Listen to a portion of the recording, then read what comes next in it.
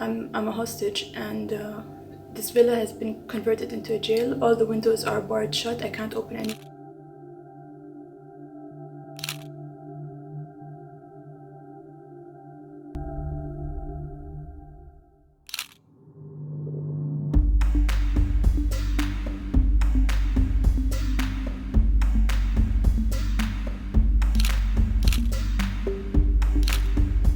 I don't know when I'll be released and what the conditions will be like when I'm released. Every day I am worried about my safety and my life. Don't really know if I'm going to survive the situation. The police threatened me that I'll be imprisoned my whole life and I'll never see the sun again.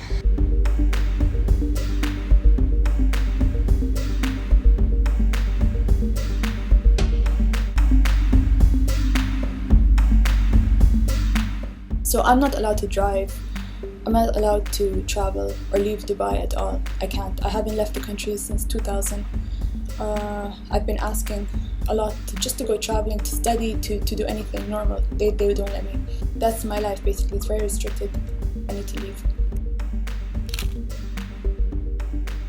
I didn't hesitate. I would say yes, of course. That would be a great adventure.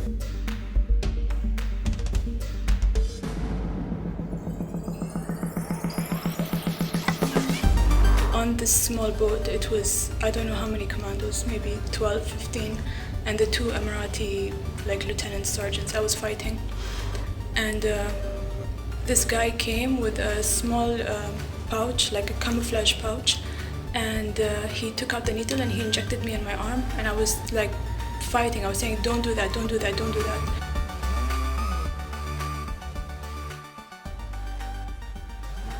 He grabs me and he lifts me up, and I'm kicking and fighting, and he's much bigger than me. So I see that his sleeve is rolled up and his arm is exposed. So I said, okay, you have one shot. So I just bite him as hard as I can and shake my head. And he screamed. The same guy tranquilized me again. They put me on a stretcher, and as they were carrying me up the steps of the private jet is when I passed out. I lost consciousness. All I remember was the rocking and seeing the stairs, and then I just passed out.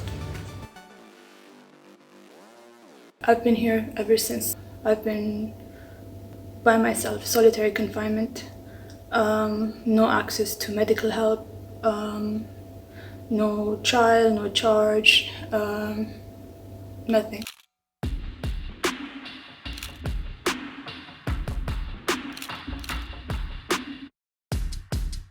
She was lying on the floor and her hands were tied behind her back, and she was simply repeating, "I'm seeking for political asylum."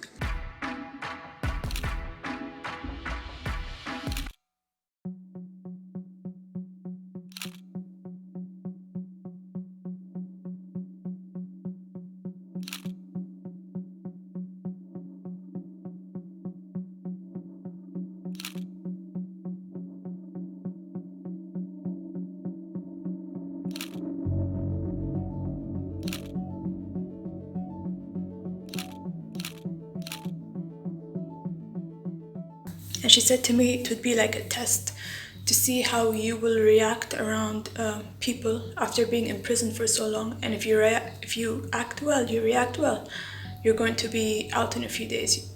Haya began to explain that Latifa had quite a serious bipolar problem in a way that was very convincing. We don't want Latifa to go through any further trauma. Haya introduced Mary, never said that she was the former UN head of human rights, never. If I knew that, of course, I would have said everything, but no, she never told me that. The topics that we discussed during that lunch were sports, veganism, the environment.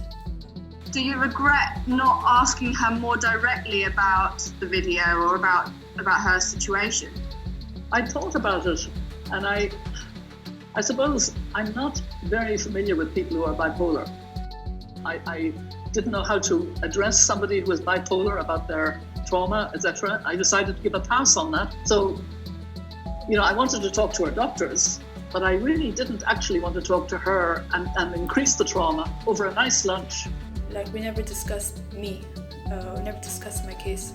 I was misled initially by my good friend, Princess Haya, because she was misled. It was all a setup. It was like they tricked me.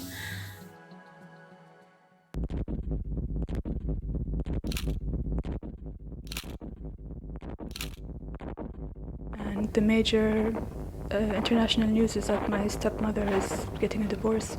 Wife of Dubai's billionaire ruler has reportedly fled to London with her 2 children. She's currently in hiding in London, allegedly in fear for her life.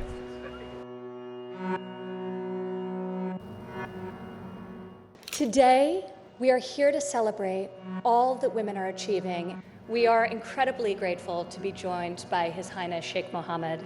Your presence here means so much.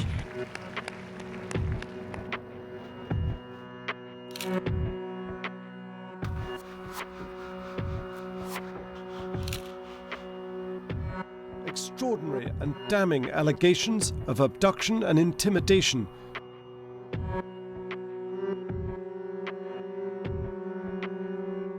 It was a big breakthrough for all of us. I thought that would have been a great evidence for the UN to make a public statement, to pressurize the UAE more, or something that could have quickly led to her release. But Latifa was still held a prisoner. I'm just getting so tired of everything. It's like a circus. I don't want to be a hostage in this jail villa. I just want to be free. I don't know what they're planning to do with me. I really don't know. So the situation is getting more desperate every day, and I'm just really, really tired of this now.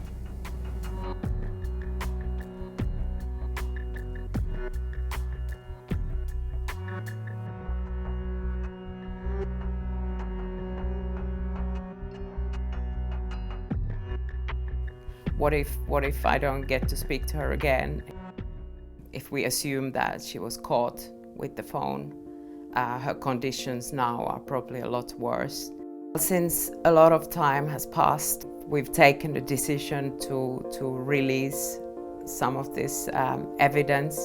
There's been some sleepless nights thinking about this, but it's time to do something. Simple. It's like, am I free or am I not free? I'm not free. So okay, the world is gonna know that I'm not free. I feel that she would want us to fight for her.